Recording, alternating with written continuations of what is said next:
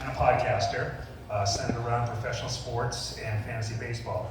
He was drafted originally in 2014 by Washington, and then later signed by the Orioles in 2017.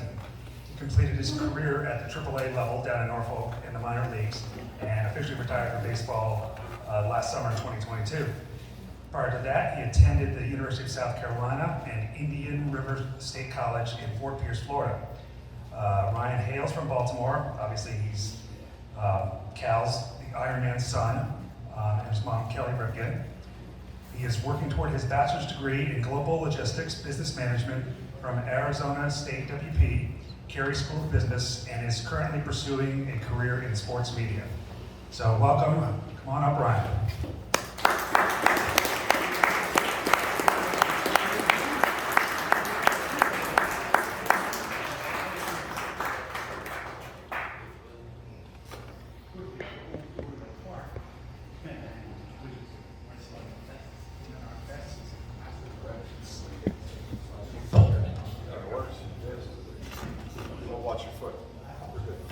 Can everyone hear me okay? Everything good? Yep. Good.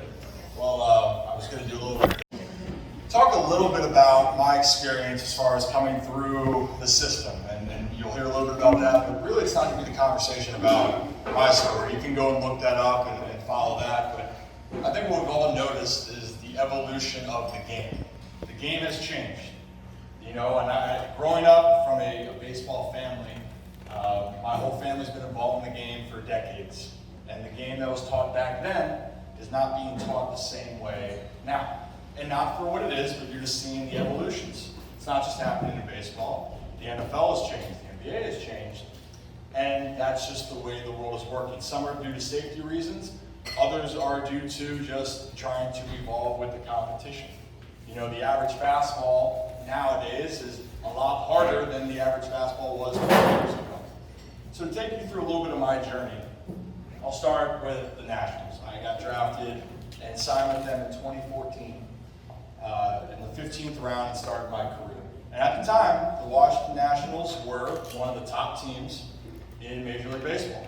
They were competing for a championship. Now it was tense years because they couldn't get that playoff win, right? They finally broke through years later. But when I got there, the talk of analytics, the talk of all these things, the TrackMan, all the automated, it wasn't talking points. What we did, we looked at footwork. We looked at, for example, our coaches would talk about, I never played the left part of the infield, or I never couldn't play short, or I'm a lefty, but we'd watch videos of J.J. Harvey, Manny Machado, and we would try to emulate their footwork, right? And you go out on the field and you practice that. Simple enough, right? In the cage, you go and work on, some of your mechanics, but you're working on drills. Maybe not anything crazy. Could be flips, could be batting practice, teamwork, you name it. And then the philosophy, and I'm going to bring this up now because I'm going to circle back to it. And that is hitting philosophy. Hitting philosophy, as we all have known, is that's also been a different part of the game. But when I got to the Nationals, it was talking about guy on second base, no outs, your job at least to get him open. Guy on third base, get him in no matter what. If you need to break your bat into 200 pieces, which I've done without a guy on third base, that was the goal. Get him in, do your job, be productive. And then with 2 strikes no matter what, find a way to put the ball in play. Right? Sounds familiar, right? That's the typical conversations. So I come to the Orioles in 2017, still similar things, and the Orioles just had a great run too. So in the minor leagues, this wasn't being taught very much. There was not a lot of analytics, but we all know the Baltimore landscape of the team changed in 2019, or 2018 winter per se. New front office came in, the team's going into a rebuild, and now the Orioles have this great group of young talent that's ready to take off, but something changed. And especially in the front office, they brought a way different part of analytics to the game. And when I mean, again, this is still very recent, right? This is within 2018, 2019, the last 4 or 5 years, the Orioles implemented something that they've never done. And that was the advancement of technology and trying to find out how the data is going to help the players. And There's no secret the Houston Astros were the organization that was pushing this. And if you even want to go back further, the Oakland A's did the whole Moneyball thing, right? I think we're all familiar with how the Moneyball system worked. It was trying to find value in guys, and through data and stats and analytics, build your roster. And so teams around Major League Baseball sometimes would slowly start to do that. Now the Orioles, in a market where you don't spend a lot, they were trying to rebuild. Tampa Bay had done a great job of this recently too, and to me, they're the biggest blueprint of it. But let's talk about the Orioles. Baltimore decided that we're going to really focus, especially with our pitchers. That was the first thing, because pitching and everything in baseball, it dominates. That's the thing that always, no matter what, is the driving force. And that was the thing as a hitter. Extremely frustrating. I can do everything right, but if that pitcher's on, he's doing what he's supposed to do, I shouldn't have success. That's the name of the game. So when they have all this data and they could break down, and Mike Elias, Sig Meindl brought in to help young pitchers, especially in the minor leagues, learn how to pitch more effectively. What pitches worked, and they would be able to set up all this technology and advancements to then mark how their pitches were in certain counts, mark how they went in how effective their pitches were, and then the spin rate. I'm sure people have heard about that, is the perception of how it's coming out of the hand and what's going on. But they would tell pitchers that it would be, well, your pitch in a 1-2 count, isn't as effective. So say you have a curveball and a slider, your curveball really isn't effective in 1-2, 2-1, 3-1 counts. You should try to throw it in different situations, and you should try to aim it here. And that's another hard thing, but it was making pitchers think more. And that was an instant thing that I noticed. A lot of the pitchers in the minor leagues were picking that up quicker, and players were having more success faster on the pitching side. And again, it makes sense because pitching dominates the game. Hitting is a whole different element because, as we talked about, what profession, anything in life, do you fail 70% of the time and are considered the best player, or one of the best in the world, right? That's the hardest thing. And then what's the difference between going 2 for 10 and 3 for 10 over a course of a career? Well, one is you're going to be one of the best players. The other one, you have no job. Your career's over. It's a fine line, and it's that close. So when they added that in, they had a thing called blast motion. I don't know if anyone's fully familiar with that, but it's essentially a data chip that you attach with. It's a piece of rubber that you put around the end of your bat, and they would calculate data based off of your swings. And I'm going to be honest, again, I came from a family where that wasn't talked about. We didn't talk about any of that stuff growing up. And then when I tried to explain that to my dad, and again, a guy that knows the game very well, it was extremely infuriating. We got a lot of arguments. He goes, well, why don't you just, if you hit the ball and it backspins and it carries and hits off the wall, goes over. I go, yeah, I get it. I understand. But this is what's happening. He goes, well, that doesn't make sense. I'm like, well, you're the wrong person to talk to on that. But so they were trying to figure out different ways of calculating data. And still to this day, they're getting better at it, but they had the data to track, how hard you hit the ball. Launch angle, I'm sure, is something everyone's heard more recently with this game. And it just had a lot of other metrics in there that you wouldn't think of. Now, COVID dropped kind of how quickly this could have accelerated. So in 2020, 2021, when everything came back, the next steps came in. And this is kind of where I'm eventually going to go into the evolution of where the game's going now and what we're seeing. But in 2021, we're in spring training. And a new farm director, and we're talking about the next steps as hitters. How can we get better? And they wanted to change how we practice, which, when you're used to one thing, you feel like you put the hard work and it works for you. You don't really want to change. You think we can all relate to that. You feel like you like that. They wanted to challenge the hitters more. And in some cases, I didn't like that. If I needed to get myself right before a game, I wanted to do my routine. They wanted to try to have things that would make you fail, whether it was hitting these different type of balls, throwing mixed pitches at you from a short distance, or even cranking up the jugs machine and it's coming in feeling like 108. And there were different ways to try to change it. But this is the biggest one.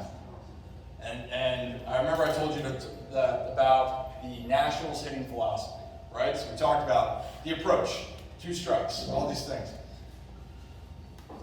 We were talking about swing decisions.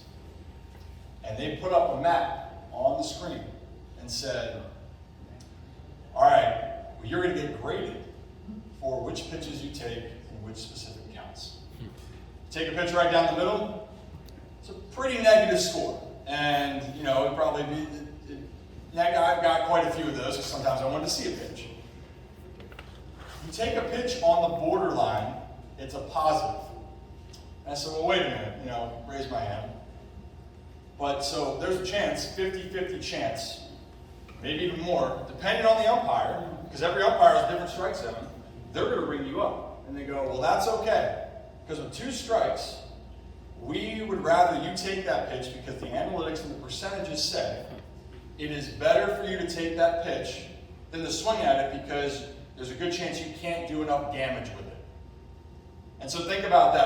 That kind of messed with me going, well, 2 strikes, and especially in baseball too, with the umpires.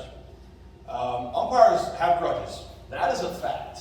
And I can live by that. I'd like to think I'm a likable guy for the most part. I did make some enemies behind home plate. And I had conversations where I would ask the umpire and go, hey, you know, Tom, you know, that feels out there. I know that's off the plate. Like, you know, I'd ask him, as far as it goes. And he'd go, oh no, there's more for you. And I'm thinking, well, you're going to ring me up on a pitch 8 inches off the plate, and I know it. The catcher knows it, the pitcher knows it. So I'm going to swing because I know that for a fact. And we're talking about the game evolving. This is what's going to lead into kind of where things are going. But the Orioles are trying to think about the next move. And they're going, well, if we're moving towards automated strike zones, and we're moving towards where you're taking out the human error of the game, do we want to train our guys to be able to take those types of pitches? Because in the long run, it's going to make our team even more successful. So I thought about that, and it was a good point. You know, and now here we are, right? We're seeing all these types of rule changes coming across Major League Baseball, and to be honest, I didn't know how I felt about it. I don't know how all of you guys feel about it. I'm sure everyone has some opinions that the game is taking a different turn. And let's just face it too, batting average for minor leagues doesn't matter. Throw it away. You know, we're not going to see what we saw in previous years. We're not going to see another Ted Williams year. We're not going to see Tony Gwynn come close to that. Those years don't matter. And also, guys, strikeouts, they don't care. You strike out 300 times, but you hit 30 home runs, great.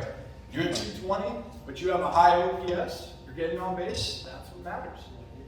And again, that's just a way different thought process than where the game was 20 years ago, even maybe 10 years ago. And that's, again, 2014, again, that's when I came into professional baseball. The Nationals were at the peak of their, you know, they had a great run during that time. The Orioles right after that. And there was no discussions of that.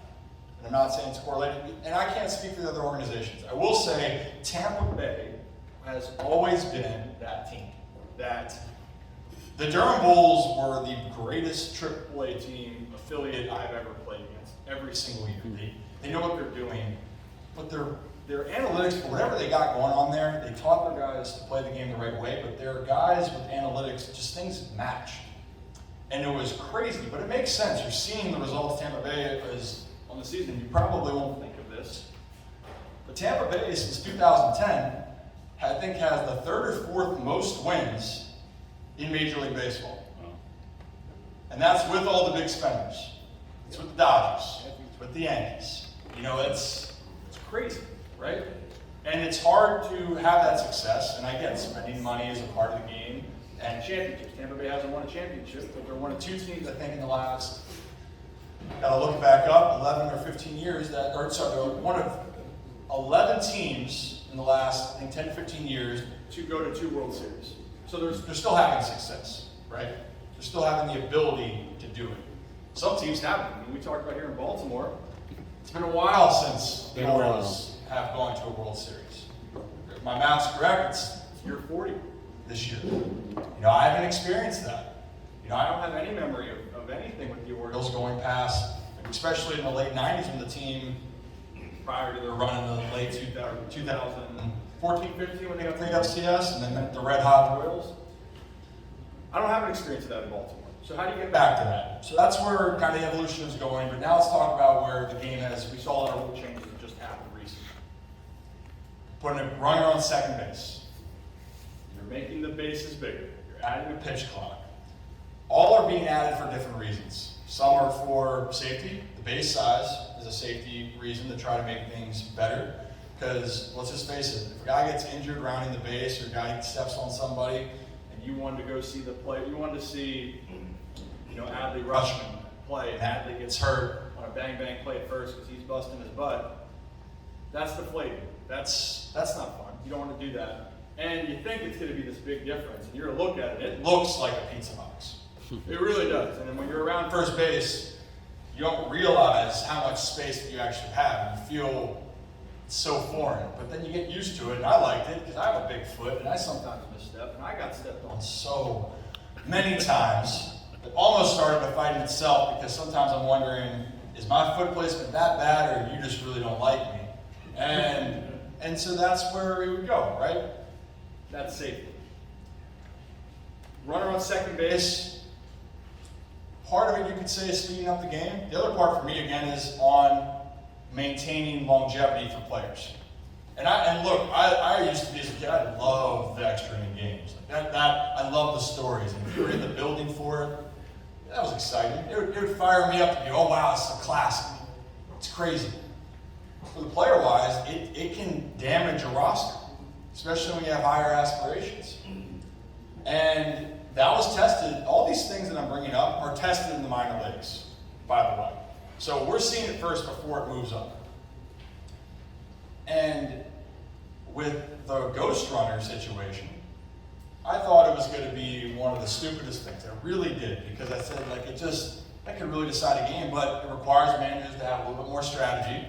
What do you want to do? Do you want to bunt them over? Do you want to try to get them in? Are you trying to play for the big inning to win the game? And also, the advantage kind of is to the first team up. Just, and that it is what it is, but that's where it is. But I like that they did that because when you add that up for a period of time over a season, it's hard.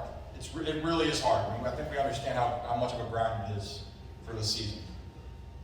So I think for that, it's a part of it, and I think it's okay. Leave it away in the postseason and when the time comes. We saw last year with Houston and Seattle going 18 innings scoreless, and everyone's on the edge of their seat to see one run. And that's great. Keep that. For a 162-game season, it's going to help the players. And ultimately, if you're a fan of whichever team you are, and we're in Baltimore, a lot of Orioles fans, you want your Orioles to be healthy down the stretch. Pitch clock. Pitch clock. Again, this evolution, let's just face it, and gravitates towards. And because baseball has this downtime, they're trying to make it quicker. So I don't blame the commissioner for doing that, but it definitely ruffled some feathers. Guys in the minor leagues actually are adapted to it pretty quickly, though, because you get in a routine. The harder thing is when you tell guys that have been stars, Cy Young Award winners, and been up there for years, to change all of a sudden, they're going to be more reluctant because they've had so much success for X amount of years. It's like, hey, telling Justin Verlander and Max Scherzer's now, who have had two of the most dominant careers currently, present time, be like, hey, by the way, we need you to speed up what you're doing because that's what we have to do. Yeah, they're going to push back. They're not going to like it. They'll adapt, but they're going to have more pushback. Minor league players, you don't have much of a say. You don't. So that's why they're able to implement it more, because if things go right? Oh, well then it looks like a genius move. If things go wrong, well, we learned. It doesn't really affect the guys because you might not hear of these players ever again. For me, you hear about, I'm from the area, the last name Ripken. Didn't have the last name Ripken, you might never hear about my playing career at all after that. That's for a lot of guys where it comes from. Now we're moving towards the automated strikes from the robotic umpires. That's going to be another big topic, and I talked about how it's changing how organizations are thinking. That one is a really tough situation to deal with because pitchers, before, and I think that's why you can make the human element of dealing with umpires. It can give you a reason to get mad at somebody. They miss a call, you can blame it on somebody. It's going to move to a point where you want to get the calls right, right? I think at the end of the day, you want to get the calls right, but there's growing pains. And the system is very flawed right now. And personally, I think the best situation, there's two that they're throwing out there. One is full electronic strike zone. Guy just stands behind the plate, but he gets all the reads, and he'll call a ball or strike depending on what he gets told. The next one is the umpire has the human element, but you get a challenge system. You know, you guys, everyone's watched tennis at some point, they throw out a challenge, right? And they can zoom in, you can look at that. I think they did that in the Arizona Fall League this past year. That to me is the best way to kind of go about it if they were to implement that, because it keeps the human error that I think people love of the game, even though it's frustrating. I still love the human element of it, but still gives the player and the team an opportunity to right or wrong. But again, it's the minor leagues is the testing ground for all of that. It's interesting because for the longest time, guys are trying to grind to make their dreams, and now they're trying to evolve with a game that may or may not get implemented at the next level. And so it's just an interesting circle of what we're dealing with on a day-to-day. But I will say this, I mean, this is just the reality whether we like it or not. The game has changed. And whether that's for the better or worse is really your interpretation. What do you like to see? Personally for me, I miss a little bit more of the elements of the game. I miss more of the value of doing more than just hitting 30 to 40 home runs. I like to be able to know how to bunt. I like to be able to know where you're going. I think moving the shift back is going to bring back a little bit more of the traditional feel. And I argue that the shift brought strategy, and I love that there's strategy involved in baseball. I mean, really you got to think about what you want to do. But it also can help stop some deficiencies with your team. So say, for instance, you're going to put 3 or 4 guys on one side of the infield. You're going to put your shortstop probably in the best position, because you think he's your best defender, to be in a position to make one of the plays. And if it's a chopper that's to his left, then if you're on the second base side, he can call off the other guys. He has the range. When you go back to playing your normal positions and you can't do what you normally did, it's going to require your guys to be able to field their positions more efficiently, more effectively.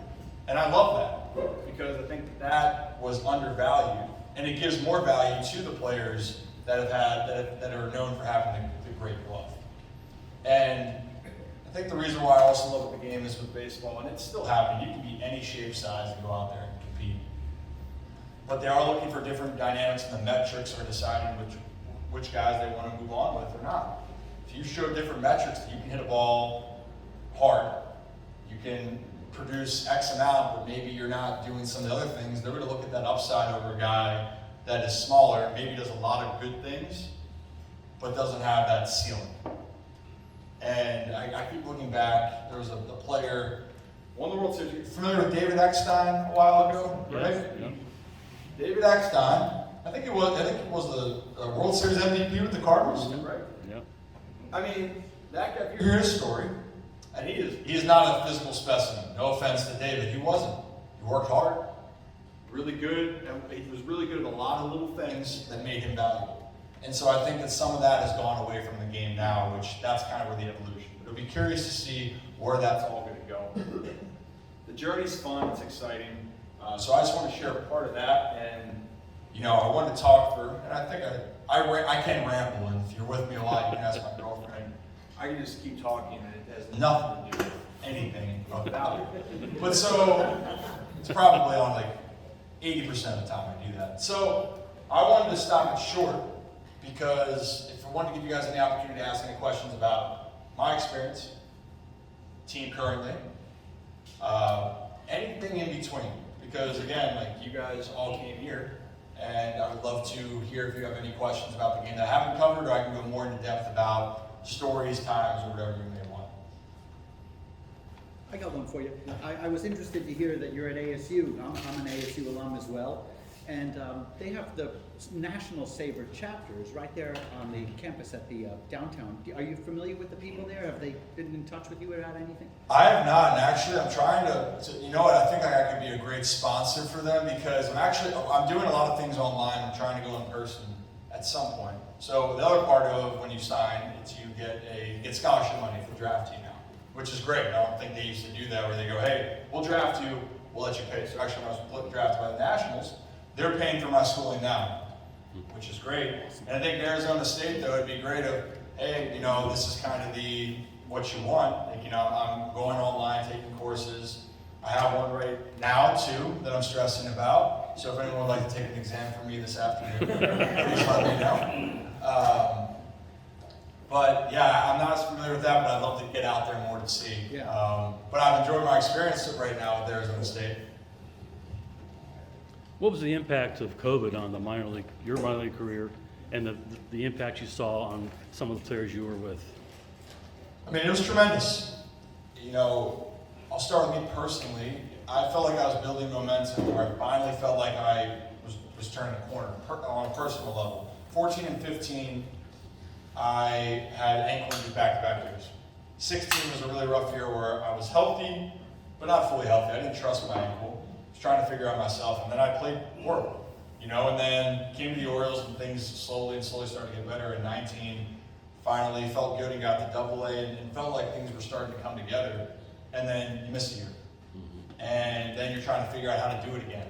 And when you take that much time off, I don't care what they say of, well, you know, you can practice. I worked hard. I worked out a ton. I mean, during COVID, for training-wise, I got a TRX and got small dumbbells, and I was working out using a tree. I did whatever I could. And then baseball-wise, I did the work, but couldn't emulate going out there and facing pitching every day. Couldn't emulate being able to tell yourself in the batter's box, well, I need to sit back and wait on a pitch. You can tell yourself that, but then getting used to staying back on a breaking ball, being able to see a fastball coming in and being able to remember that completely. So for me, that messed with me mentally. And a lot of other guys where I just know for a fact, there was guys that careers ended because then teams had to make decisions based off because the draft was still coming. They shortened the draft, but they were already moving on. And some guys where maybe they had a bad year, or maybe they were looking forward to the next chance, teams had to make a choice. And for me, that was a very hard thing to see some of my friends and teammates, because I thought a lot of them had promise. But that is the business side. And it was unfortunate during the pandemic where, you know, a lot of those guys, unfortunately, that was possibly their last professional game. Thank you.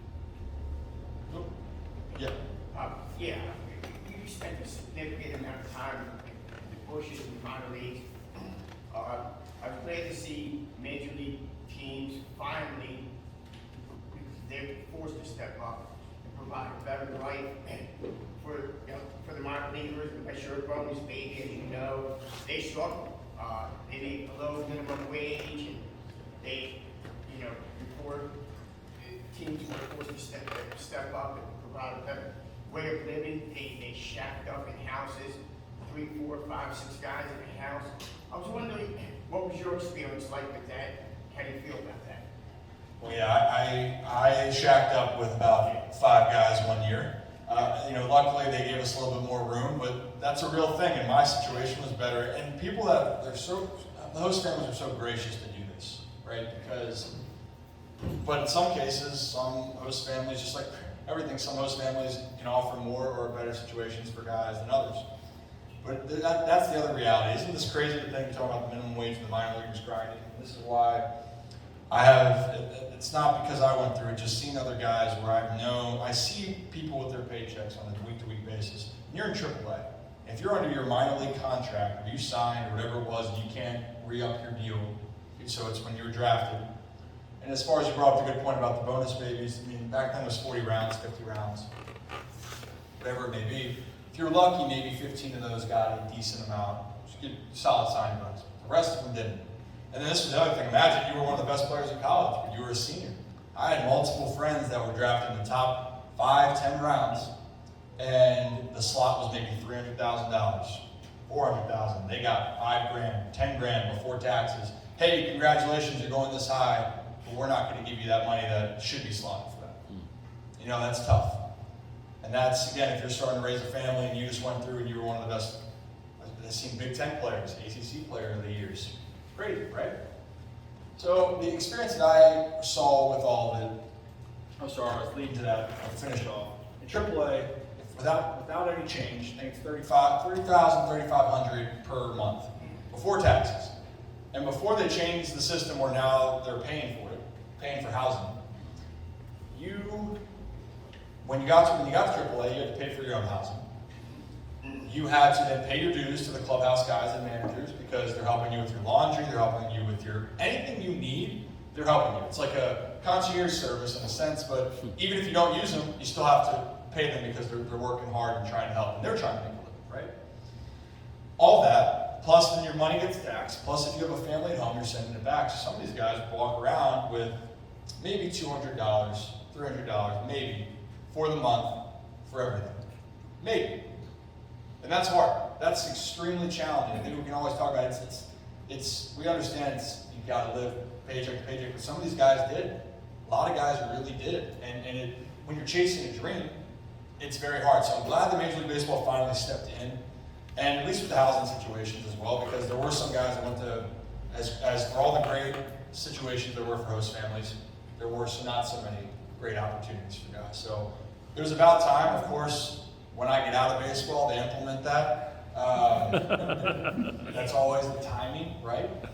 But it definitely was a struggle. And also, by the way, talking about the money and the finances, a lot of the guys in off-season, they get jobs. You know? Not if you're in the major leagues, a little bit different. You can do what you want. But a lot of guys, they're working maybe 1 or 2 jobs while trying to train to be a professional athlete. And if you're making $3 grand in AAA, you make it to the big leagues and you're put on the 40-man. And I think the minimum salary now for a full season is $720,000, something like that. Can you imagine that you're a guy that's grinding paycheck to paycheck and you get 2 weeks up there in the bigs? It's prorated then. So for the month, just say that you're getting over 100 grand for the month to be there for 1 month. Imagine you're there for 2 weeks. What that does for somebody. So it's just a perspective of how close and even how talented players are, where their dream of making and changing their lives is right there, and sometimes it's so fragile. But it's not as glamorous as everyone, sees it to be. Eamon, sorry. So my son here had the privilege of playing against you. He was St. Joe manager.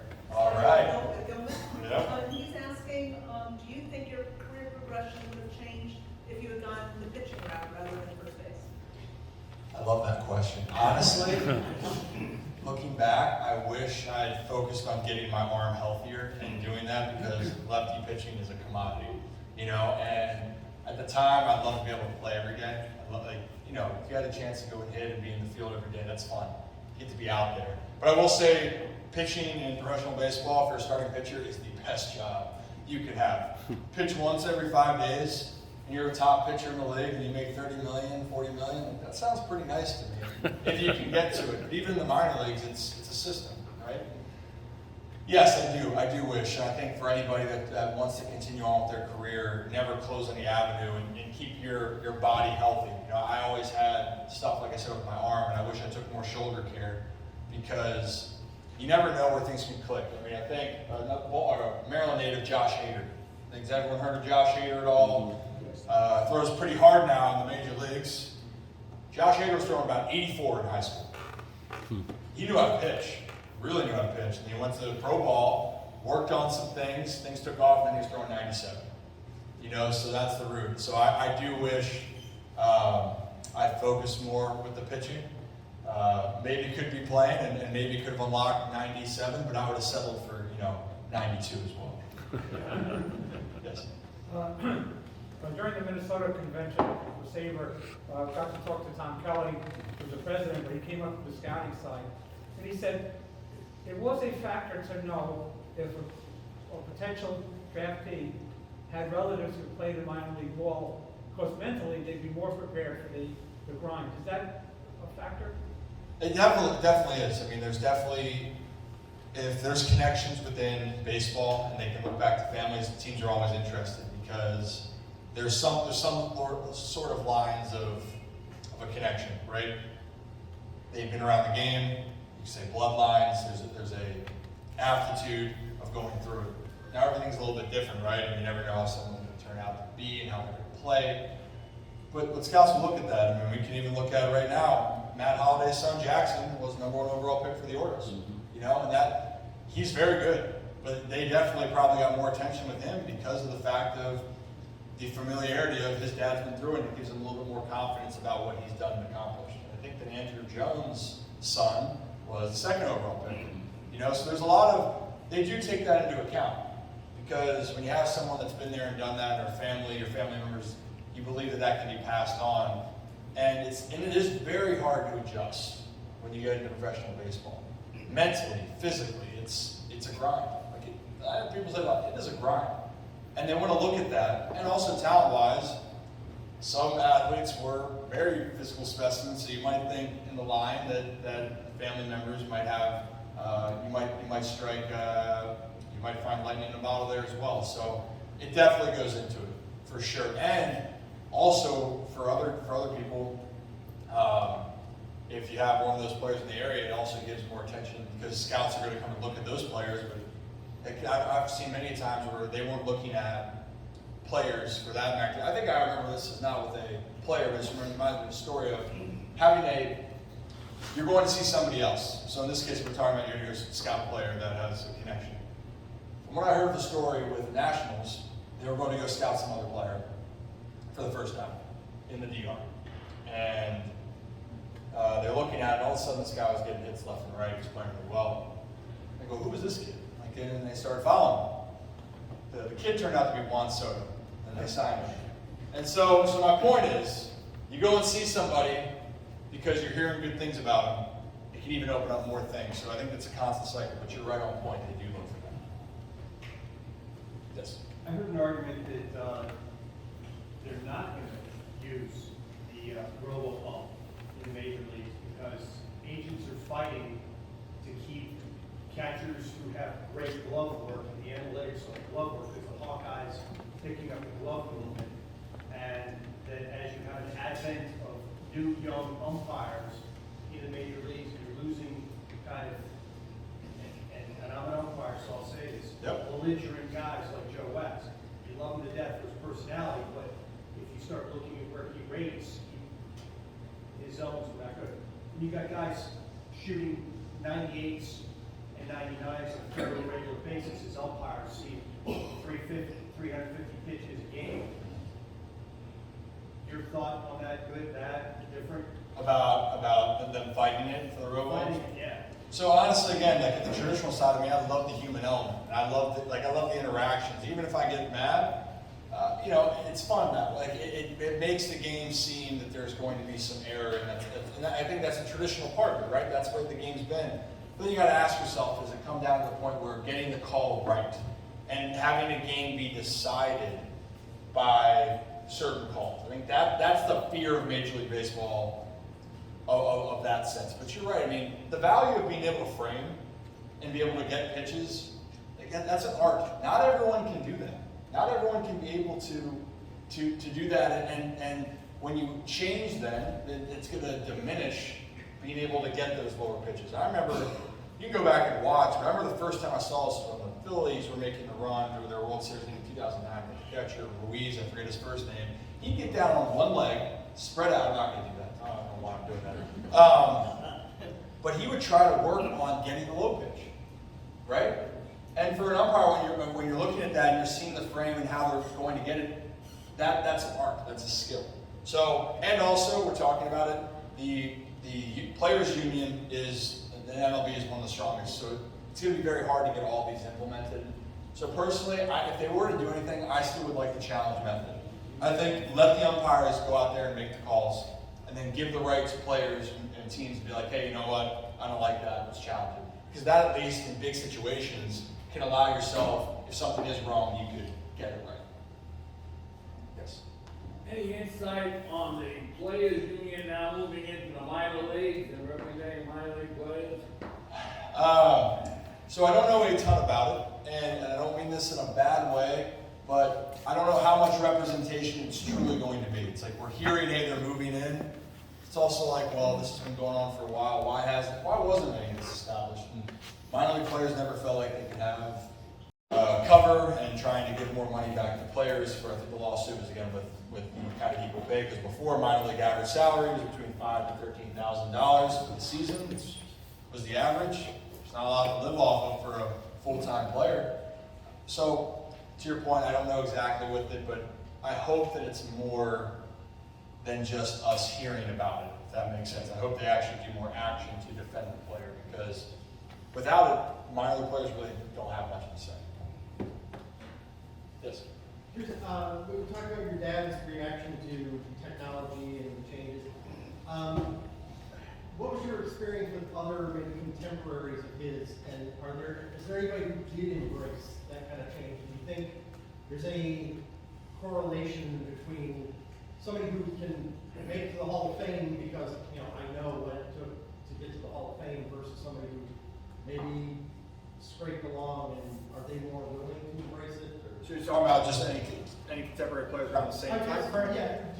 Can you name anybody maybe that really did embrace it? And then the follow-up question you can ignore. Well, I think, honestly, you're also, I think it's interesting the trend now with coaches of being young. And I think that's for a combination of reasons. I think it's one, to try to relate to players, but two, be able to embrace and be able to work to be more analytic driven. Because that's where the game's going. Can you be able to differentiate that? So I think, I think Dave Roberts on the Dodgers has done a good job of embracing both, of trying to play those players' strengths, because he has older guys, but also the younger. It's time for changing. To go back to the Tampa Bay Rays, Kevin Capps, a former player. Now, there are players that are a little bit, I guess when we played around my dad, it's not that everyone isn't. And my dad's not against the analytics, he was just trying to really explain it. Because he was about how he played and how guys played in that era. This is how it was done, it wasn't available. And now that you're out of the game, it kind of seems kind of foreign. I'm sure if they were on the day-to-day basis. So I will say this, for players that stayed in the game, and the ones that then prolonged their coaching careers are ones that did embrace it. The ones that couldn't get over it, and there's a lot of guys in the Orioles changed things around where they made a decision on who was going to stay and who wasn't, based off of can you help teach analytics. And there was a lot of great coaches that were pushed out because of that. And I think eventually we might see it kind of circle back around, but that's when the trend is younger coaches or players that are familiar with how the game's been going recently. That's giving people a better advantage to help, teach and train players moving forward. I got one more. I'm still on this minor league kick here. Did it bother you or some of your teammates that the union game did not back the players, the minors? Can you repeat that real quick? Sorry. Did it bother you when you were in the minor league that the union did not back the players? Did it bother you or your teammates back then? Honestly, you're focusing on, you want to focus on what you can control, right? But I think also when you're talking about this, you're drafted by the Baltimore, you're drafted by the Washington Nationals, you think it's an organization, you think we're all players.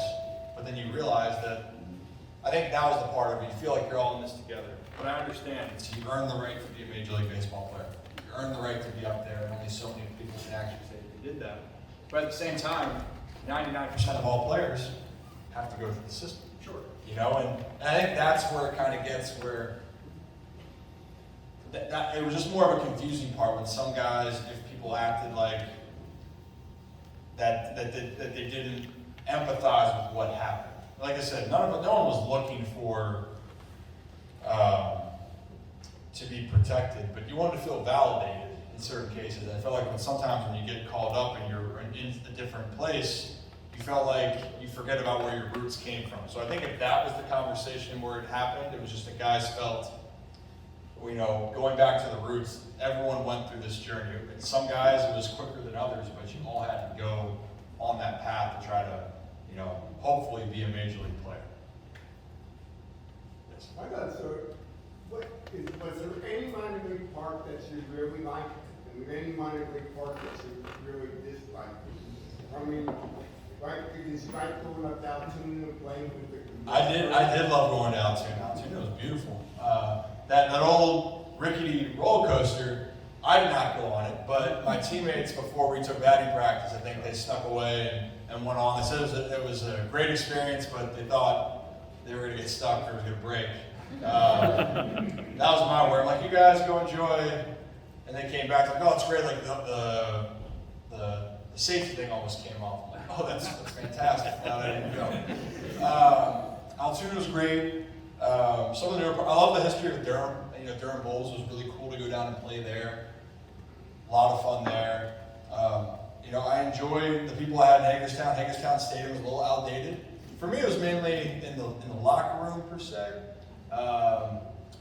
First day, the shower and the bathroom were connected. There was a bathroom issue. Came out through the shower. Couldn't really shower. And then a lot was happening, and you can guess whose locker was right next to where all this action was happening. That was me. Harrisburg, again, like the stadium, but then inside it felt like you were in the bottom of a ship inside the locker room. It's like you close off these doors. I'm like, well, if you close these off, can I ever get out? You know, a lot of new stadiums are built. Charlotte's really great. I really enjoyed Charlotte. I maybe down the road didn't get a team. But I'm trying to think of like some really old ballparks on top. It's funny, you know, that's all the things. You know, went to Kinston. They redid their field in Kinston. I actually really enjoyed the field in Kinston. It felt like, I guess after it was a storm or a hurricane or tornado, it looked like an apocalypse at the town though, because they had half the town closed and maybe one street open. So it was crazy. And you go around the corner and then there was this beautiful field. So it was cool. Reading. Sorry? About Reading. Oh, Reading was great. That was a lot of fun. You know, it's things like that where if they're older, but the field and the excitement in the stadium is great.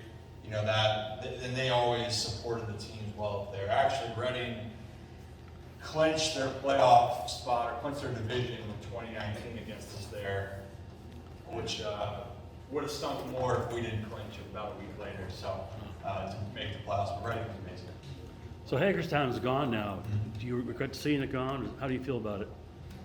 You know, I think it's just the history of it.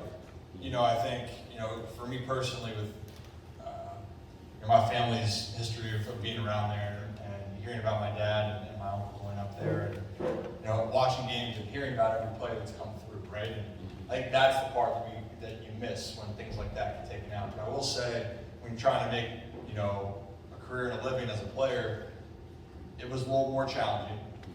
But I did really like, you know, the stadium. Just again, that's just the reality. Things don't always last forever, especially on the minor league side. It's not like the major league side where you can continue to put more renovations in. You know, like Fenway Park was one you can always go to. It keeps that history. You can add renovations, but you're going to get that feel you're playing in Boston. And in minor leagues, it's hard. You can try to do that, but the reality is you can't sustain that as long as you can. You know, the major league stadiums. Yes. In your experience in the minor leagues, did you actually see some guys who were very effective ball players who might have played themselves out of consideration from moving along because they might have changed their approach? So let's say they're really good at line drive hitter, and now they're looking at launch angle, and they're looking at what's important to the major leagues now. Did you actually see guys who maybe got thrown off a path where they might have made it, but then they made all these adjustments and screwed themselves up? Well, I think that was it's an internal struggle about what you want to do and how you want to go about it. And yeah, for sure, there were guys that you got to realize also. I think that's the hardest thing nowadays. Is that what you're seeing the game is you still got to know what you do the best. However, not everyone's going to be a 20, 30 home run guy. You know, there's only X amount of guys that can really do that. If your goal is to get on base and you're not a power guy, don't change. Even though you think that that's going to help you out, a lot of guys did do that. In some cases, they thought it would help, or maybe they got a glimmer of hope of being like, well, hey, I'm making the turn, but you realize it's not sustainable. You go up to higher levels, they're going to expose you more. Because for me, I always thought if you could be a good contact hitter and you're able to hit the ball everywhere else and you're getting on base and be productive, and you're not this certain threat, why change? Why change that? Because that's gotten you where you are now. And that did derail some guys' careers. I will say, I know for other guys, if you play a kind of more corner position, corner infield, outfield, hitting for the higher average, and say you had 15 home runs and you had 300, they'd be like, you know, that's not great. You know, we'd rather hit 250 with 30. or 240 or 30. So that's where it kind of changed, but definitely guys who did try to buy in, and it goes both ways. I've seen guys where they didn't want to make any changes, and that stopped their career. That's one thing. And I've seen other guys where they did try to change so much they lost what got them there in the first place. And that's what you don't want, because no matter what, if you make changes, It still has to come from your talent and what got you to that next level. I don't know. Yeah, could you talk a little bit about the merger with Ripken Baseball recently that's created a huge influx of cash? There's a lot of, you guys can do a lot more with baseball and outreach with baseball. Yeah, no, there's definitely an exciting opportunity. I'm acting like I know all the things with all the business, which honestly I do not, but I followed it and I know more closely. It was such a great opportunity for a group that wanted to come in to help grow the game, make the game better. And I think that was the ultimate goal, right? Is why did you start this business? It was to give kids a great experience. I think especially nowadays, where you're trying to find more and more guys, or just kids in general, you want them to continue to play baseball. You want them to be excited about it. So how can you do that? You try to give them great facilities, try to give them a great experience. Because that's what it's like in this age. So when the deal was presented and the opportunities, it really was a no-brainer. And it sounds like moving forward, even though nothing's really going to change, the name and things are going to be on there, but it's going to allow them to reach more people, and that's what you want at the end of the day, is to be able to reach more people. More destination. More destinations, and so like resources, for instance, if the new partners have better connections out west, they can be able to help facilitate deals quicker to help get a new facility. Perfect. Any thought of another Maryland facility?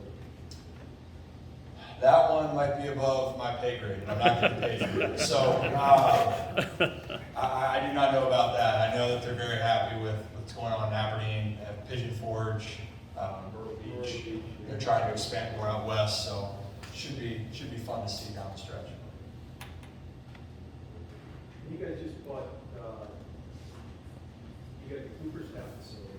Part of it. Yep. So that'll be a whole other journey. I actually never played at Cooperstown though, and I still hold it against my parents.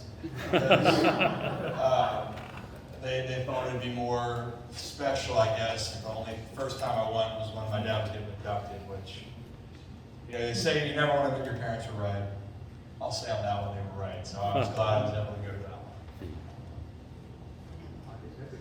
one. All right. Thank you guys.